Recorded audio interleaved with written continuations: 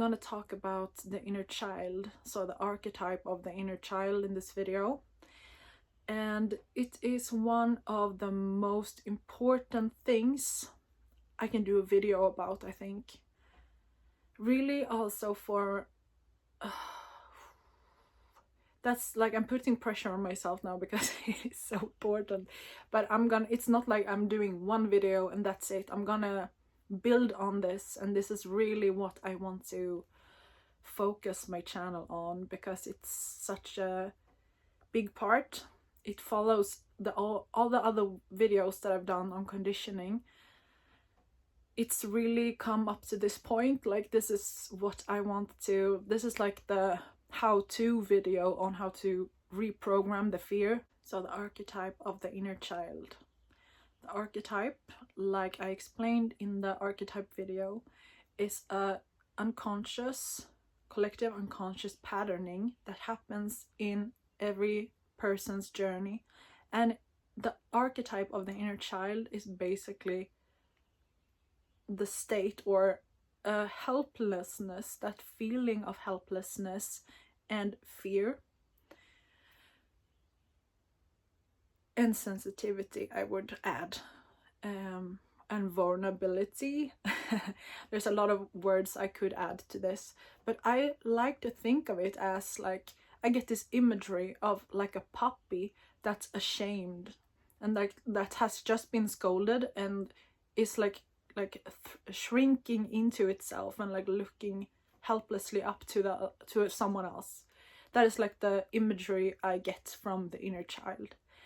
And this is the formation that happens, or this is like the psychological, every time you have been shamed in your conditioning. This is like the repressed part, like this every time you like was happy and was like talking very loudly and like showing yourself, your soul, and then someone like tried to dim your light. Every time something like that happened, that you were like showing up, like just expressing your essence, your soul, and someone used the disciplinary thing of shaming or rewarding, and in that instance they shamed you. That is like the inner child. That is the memory. That is the memory that's stored energetically in your body because it hasn't been digested or metabolized. It's still in your body, like in the unconscious energetic body. The memory is still stored there, and every time something is going to happen that is similar to that situation, your protective inner disciplinary system, which is the inner critic, I'm going to talk about that in a second, but that is activated and is recalling your past memory and bringing that emotion, because emotion, energy in motion, you probably heard that a lot of times. But that is the emotion from that past memory, and you're not because it probably happened so long ago that you're not recalling like this, pinpointing this energetic emotional memory to like seeing like when it happened, like getting the dates and like logistical information about the memory. You're just feeling a rush of that emotion that was triggered when you were in a similar situation, and that is recalled from your associative memory. You get that feeling that you want to help yourself or protect yourself, and then you will get that uncomfortability that you had in that past disciplinary moment when you were shamed, and then that feeling will help you not to do that again. And when that happens, this memory, this associative memory, is giving you the emotions from that past version of yourself. So this is the inner child, like this whole like situation. So we're trying to put the archetype on it to make it more easy to work with. But every time you had those similar situations, like that vulnerability, that like fragile part of yourself, that is your inner child. And that inner child hasn't probably been met before. It hasn't gotten a voice or like allowed it to express itself. It's just pent up, like repressed energy that is stored in your energetic body and causing you to like limit yourself, restrain yourself to fully explore who you are. If we get the concept, if we get the archetype and recognize it as this psychological pattern in ourselves that awakens every time we are in a similar situation to the situation that we were in when we were a child, and realize that this is not happening on a conscious level, it is happening unconscious. Every time you're in a similar situation, things happen just like this, like super quickly, so you're not registering what is happening. You're not realizing why you suddenly got like a feeling of anxiety in your body, and you're just responding to that anxiety and thinking that something is wrong, and then operating from that part, responding to that. This is when I would say that the solution to this is getting to know your inner child. Because what this repressed part needs is to be seen. It's to like open up this like repressed black hole and like open it up and take a peek at your inner child. And this is like where we start. This will take a lot of, like, in the beginning, this was triggering to me, like the concept. I thought like, this is so silly, like why? I felt like so childish to even try it. And that's like the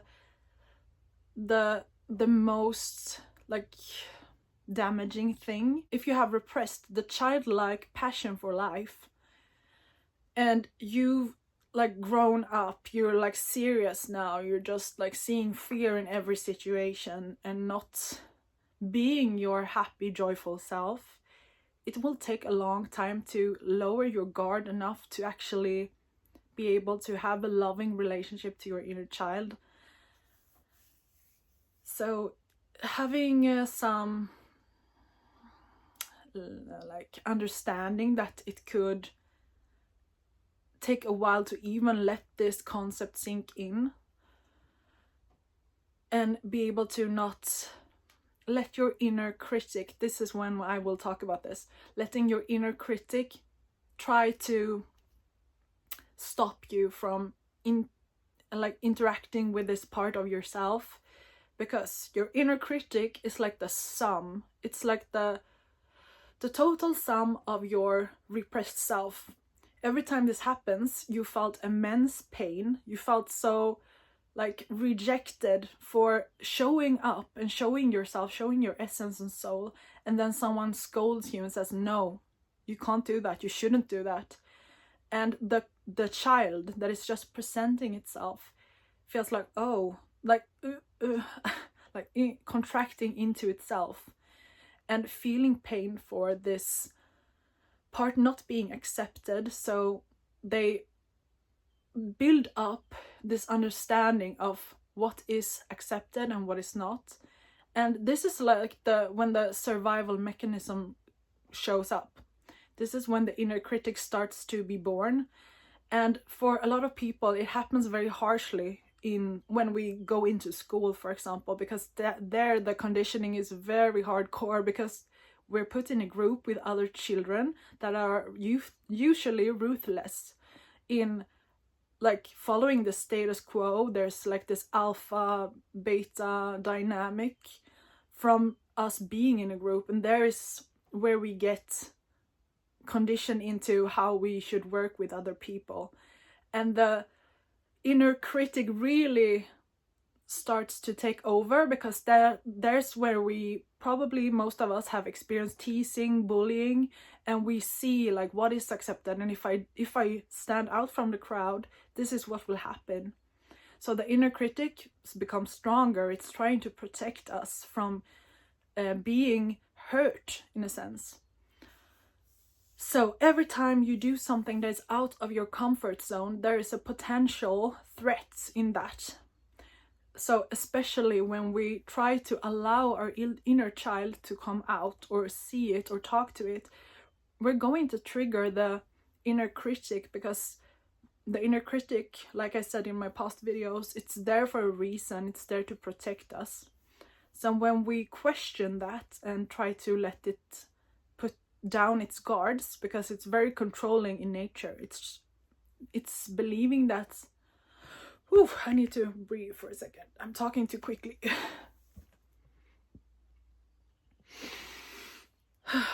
It believes that it always has to be alert to help us, so we are safe. If it has run the show for most, as it has for most of us. So if our inner child is very repressed, it will be very hard, very challenging to allow this part to come up. So that's why we need to do this with understanding that it will take time, it will take patience, and it will probably like trigger you if you have some like not so positive habits, like what can it be, you like reality escape by watching series or overeat or like drink alcohol to numb yourself. This will probably get triggered once you have like started to explore this archetype. What we can do then is to understand this first of all, like understand why it has happened, and understand that the inner critic is there to protect us. I don't think that's talked about enough. We just like, I've heard the inner critic being like, oh, you should really like stop listening to it, and like this is like the same thing that I said about like the fear of judgment. It's trying to help us, and it's not like realizing that it's not doing its job. It's just working on an unconscious level. So it has good intentions, but the intention is not serving us correctly. So that is the inner child. Like this concept of the hurtness from the conditioning that we have been taught of how to be civilized. That is like the wounding of that, the wounding of the soul, the fragmentation that's happening. That is like the inner child. And this is like this is stagnant energy that is like frozen in time. It is not like we get over things by time. It's not like that. It doesn't happen, because when we feel these emotions in that moment, we are so ashamed or overwhelmed that we repress this. I can give a good example here, because I had social anxiety when I grew up, and I know that shame was such a big thing for me that like I couldn't even watch people in their eyes. I found it so like overwhelming to even go out and pass people, because I didn't know where to focus my eyes. I didn't know, like if I looked down in the ground, I thought they would judge me. If I looked at them, I thought like they will think that I'm thinking, like I just felt so naked in my like just being outside in the world. And if I did something that would embarrass me a tiny bit, if I would like stumble a bit or like look at someone and I thought I saw that they were watching me and like looked like they were creeped out, I don't know, if I just did something, or maybe something happened in school, for example, and I found it to be something kind of embarrassing, I felt this huge amount, like overwhelming wave of this like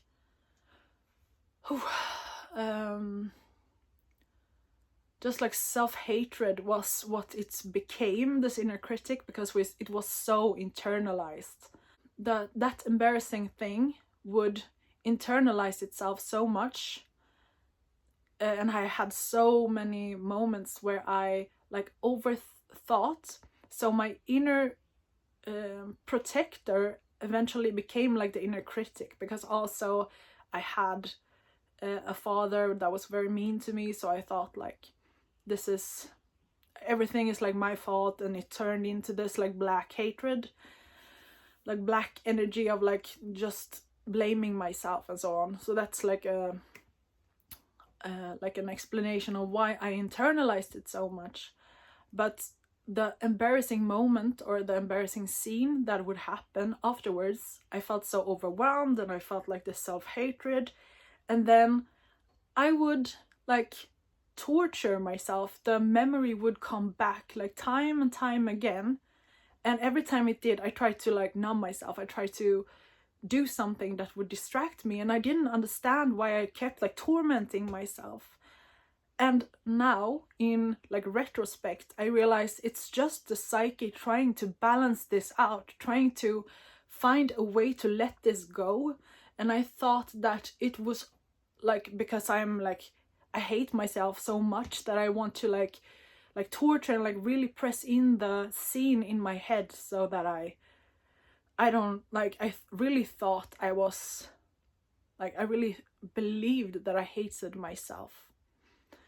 But I realize now that this is not what it was. Even though it was like a planted seed from my father, it was still like this emerging memory, and the emotions with it was just trying to be like let go, be integrated. I think this is a very common thing for people with anxiety, that they replay the scenes in their mind afterwards, that they like dread or recall these memories of something that has happened, and we don't understand why. And I think that is like the inner child like really trying to be nurtured or be like held in that scene or in that happening.